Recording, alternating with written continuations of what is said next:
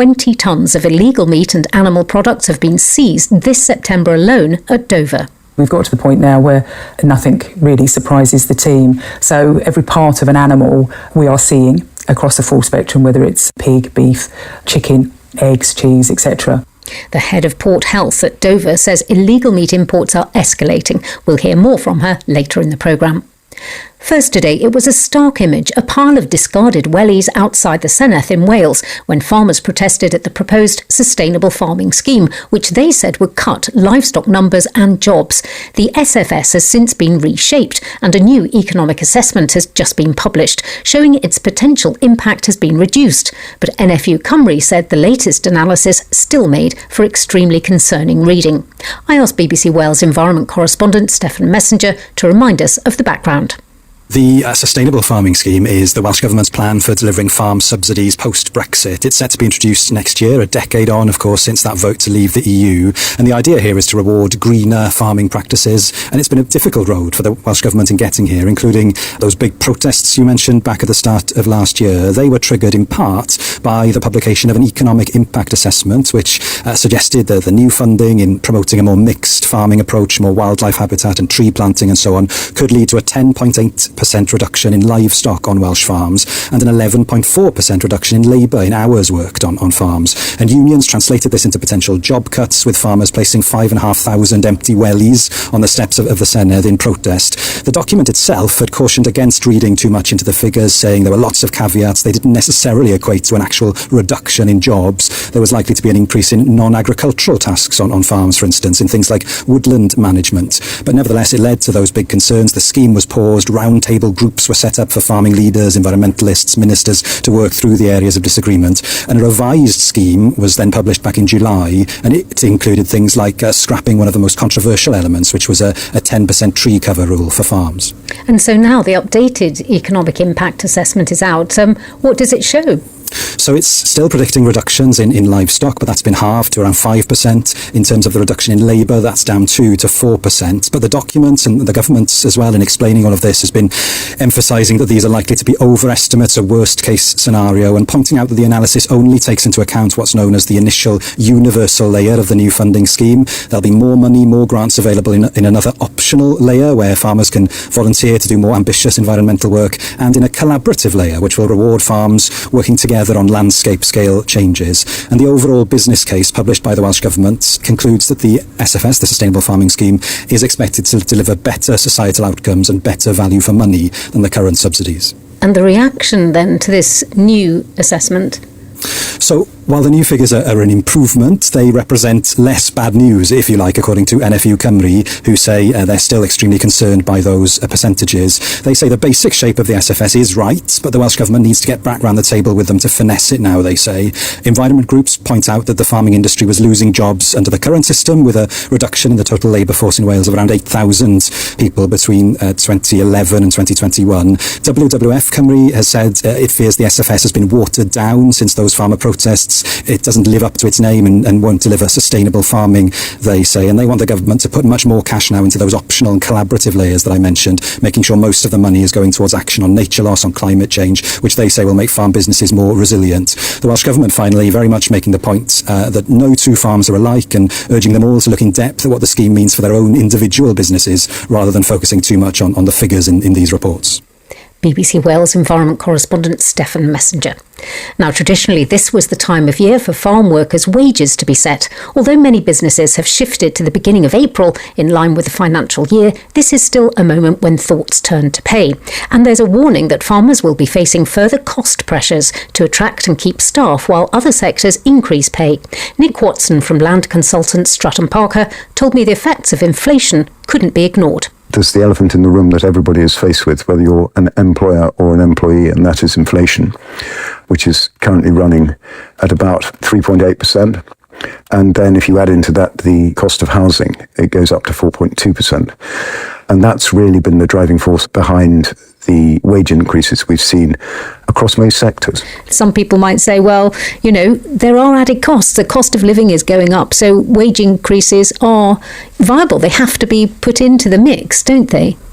I think that's a fair comment. And we're all facing increasing costs in our daily lives, and that inevitably has to be balanced out by income at some stage, although there's always a lag. It sounds rather similar to the pressures faced by many small and medium-sized enterprises. Are there factors which will make it feel particularly tough for farm businesses, though? Absolutely, and we all know this year's been yet another exceptional year of weather, this time dry rather than wet, and that's had a knock-on implications on yields. We're producing less, and we're not seeing the price increases that would normally be associated with a lack of supply because we're operating in a world market. That is the case in the arable sector, but, for livestock farmers, actually, prices they're getting for their meat is actually quite good. Livestock and dairy are having a reasonable time at the moment, there's no question about it. So it's a balance, isn't it, that a farm business owner needs to make between what's coming in and what they're paying out.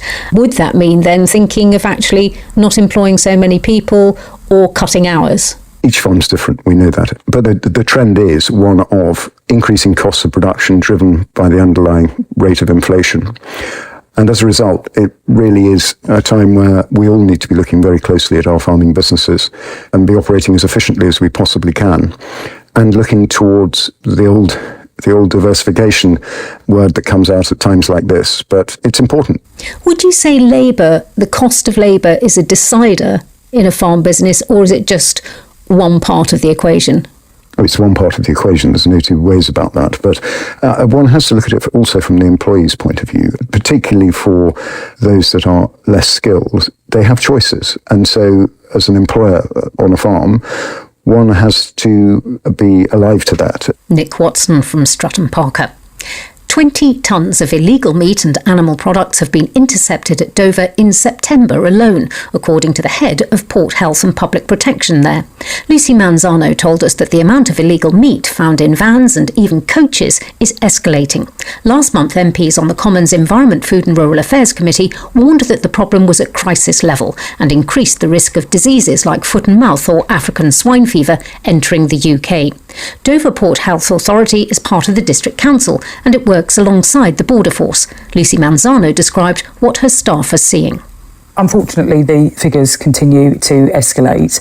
In 2022, we seized 1.3 tonnes in September. If we jump forward to 2025, we have seized a total of 20.5 tonnes. So we are talking about a 15-fold increase. And what we are seeing pretty much on a month-by-month basis is a sort of 300% surge in products that we are removing. And of course, that's only the products we are removing with very limited staff, and indeed 30% less staff than we had in 2022. Just describe what you're encountering when you search vehicles. We've got to the point now where nothing really surprises the team. So every part of an animal we are seeing across the full spectrum, whether it's pig, beef, chicken, eggs, cheese, etc. We're getting the full spectrum and every cut, slice and presentation you could possibly imagine.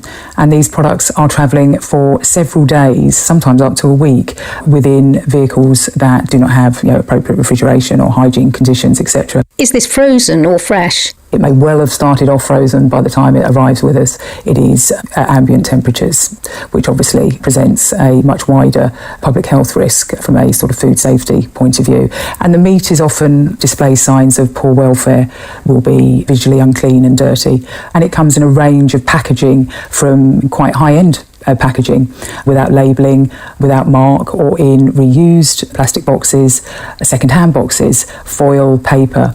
It really is an array of presentations. There is no real consistency. The only real consistency that we're seeing is that these volumes are significantly rising, and they are not what you would interpret as a personal import. Are they in amongst other consignments, or are they actually just blatantly in the back of a van? They are largely in plain sight.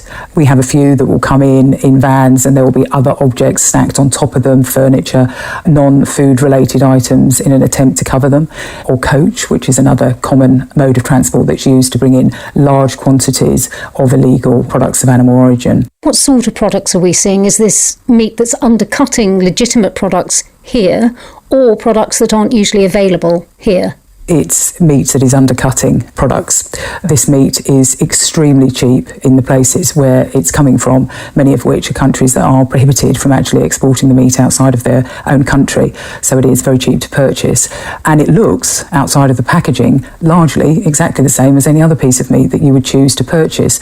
So, in market stalls, etc., if this was laid out the same as any other, it would be impossible to determine where it had come from. Where has this come from, and is there a pattern? We're seeing a mix, actually, of it coming from both within European countries and countries that we would refer to as rest of world. We are commonly seeing products coming from countries such as Romania, Moldova, Ukraine, Poland. DEFRA says, it's given 3.1 million funding for the Port Health Authority. This financial year, we haven't received any payments from DEFRA. Our funding has been cut, and we have less staff now than we did in 2022. We are using our own intelligence to try and move with the trade. We only have capacity to cover 20%. And so from some hard work from the Dover Port Health team, we are putting great effort into moving our work round to catch them when they are most likely to be coming in. Lucy Manzano. DEFRA told us in a statement, this government has significantly increased seizures of illegal meat, restricted the import of dangerous animal products, and is investing over £1 billion in a new national biosecurity centre to protect our food supply, farmers and economy. We have steadily tightened the rules, they said, for importing meat into Great Britain and will continue to work closely with port operators, industry, trade partners and border force to shield our livestock crops and food chain from dangerous diseases. That's all from us. I'm Anna Hill. The producer was Sarah Swadling. Farming Today is a BBC Audio Bristol